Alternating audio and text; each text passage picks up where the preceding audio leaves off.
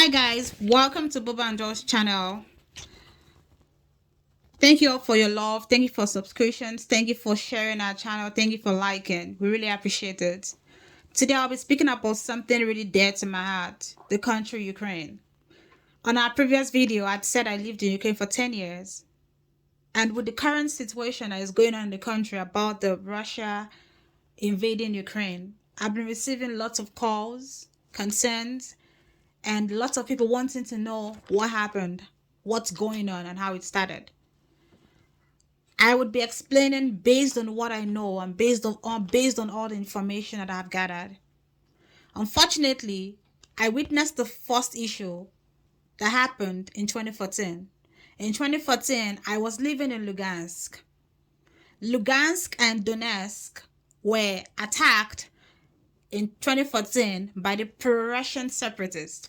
Pro-Russian separatists, from the information that we gathered then too, they were backed by the Russian government supporting them. Again, in 2014, it started off from Crimea. Russia annexed Crimea. Crimea has a big naval base, and Russia was able to annex them. Next, the pro-Russian separatists moved to Lugansk and Donetsk. Lugansk, a lot of Nigerians, a lot of students were there also. Lots of citizens were living in that part of Ukraine, the eastern part of Ukraine. Donetsk was also really beautiful. And the ruins of this issue, the ruins of the pro-Russian attack, the pro-Russian separatist attack, destroyed lots of landmarks in those cities. For me, my friends, family, loved ones, we had to move from Lugansk to different parts of Ukraine. I moved to Vinnytsia. Many others moved to various parts. We were displaced from our original place of study, living, and more. And now, I never imagined. I practically don't like telling this story of what happened in 2014. You know, it wasn't pleasant. Gunshots, hiding, running away from the city, trying to escape back home. It wasn't a pleasant experience. I never thought that 8 years after, I would have to make this video to share this story. I would have been going in depth so as not to create fear or panic. The essence of the video today is to urge everyone to give as much information, but apart from information, to inform everyone the reason why we have to pray. I'm grateful that God saved us in 2014, and I believe that that same God is the same yesterday, the same today, and the same forever. So I'll give a brief story about the Donbass region. The Donbass region in eastern Ukraine before the war was known as the industrial powerhouse, with heavy mining and steel producing capacity, as well as large coal reserves. Since Russia's invasion and annexation of Crimea Peninsula in 2014, the Donbass has been divided into separate territories. The Kiev-controlled part of Donetsk and Lugansk Oblast, and the Russian-backed separatist Donetsk and Lugansk People's Republic, known as DPR, Donetsk People's Republic, and Lugansk People's Republic, formerly Ukraine states. The violence, division, and economic downturn has damaged the region. More than 2 million people have since fled, including I.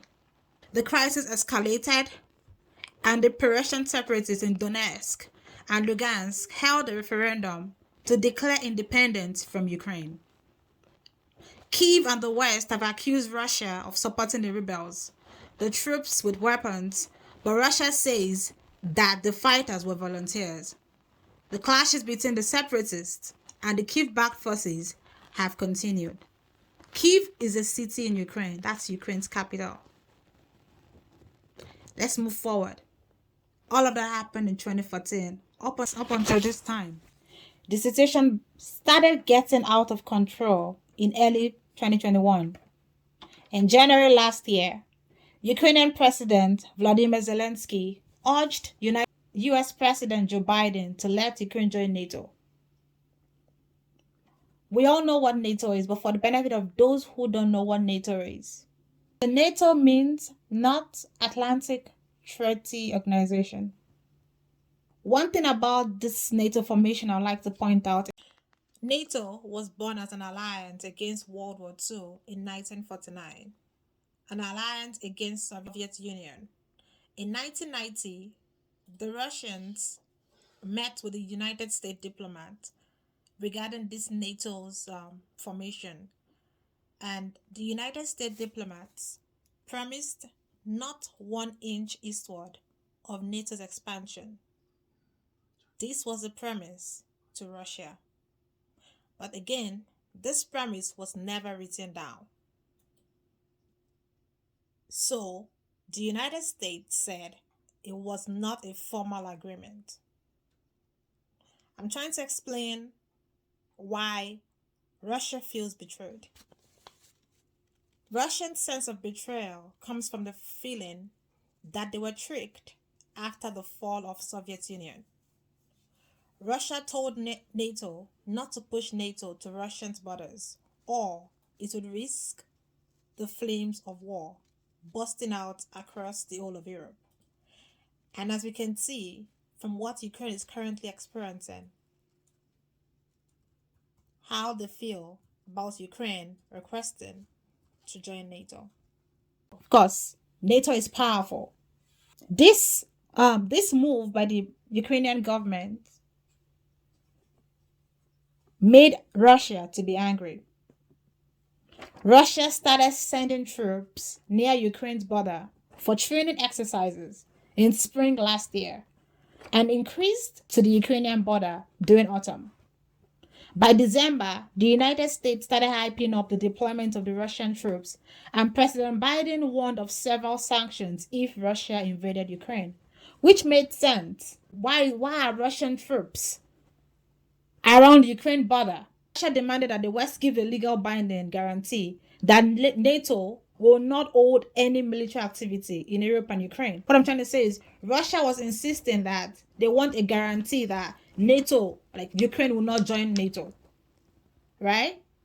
So, as we all know in history, this is not the first time that there has been tension between Russia and Ukraine, as I said earlier about the one in 2014. Also, one more thing, in 2014, there was a Minsk peace deal that they had between Russia and Ukraine to halt the conflict in eastern Ukraine, including the Donbass region. But as the conflict continued, in February, we saw that, again, the Ukraine president was talking about how the Russian troops, were still surrounding the Ukraine borders. And when the president of Russia would give a response, he said they were there on peacekeeping duties. Really? Why is Russian troops trying to peacekeep a country that didn't ask for your peacekeeping? Of course, that made the Ukraine president Zelensky to seek help outside. Speaking to the United States president and other presidents of the world to inform them of what Russia was doing. The president of France had a meeting with Putin to speak to him about this. He didn't listen. Next, there were a lot of sanctions that were given to Russia if they continue with their activities around Ukraine borders. Of course, he didn't listen. He continued sending the troops to protect, as he said, the Ukrainian border. On February 21st, the Russian President Vladimir Putin signed a decree recognizing 2 Russian-backed regions in eastern Ukraine as independent entities during a ceremony in Moscow. Of course, that caused a problem also, because the Ukrainian president and other world presidents did not approve of that act by the Russian president. Lots of sanctions were issued against Russia, but they didn't stop. In fact, he went on to say that if NATO would back up Ukraine, there would be war. The next day after the Russian president signed the treaty between to make the Lugansk and Donetsk independent entities, the Russian troops invaded Ukraine. And that's when the Russian invasion started. There's been news of missiles, gunshots. From the last news I got, over 40 soldiers were killed. A lot of other news that I can see, that I'm sure you guys can see online. It doesn't look so good, but we believe God. At this time, lots of people are hiding under the metro. People are trying to flee Ukraine. People are trying to get to the nearest border.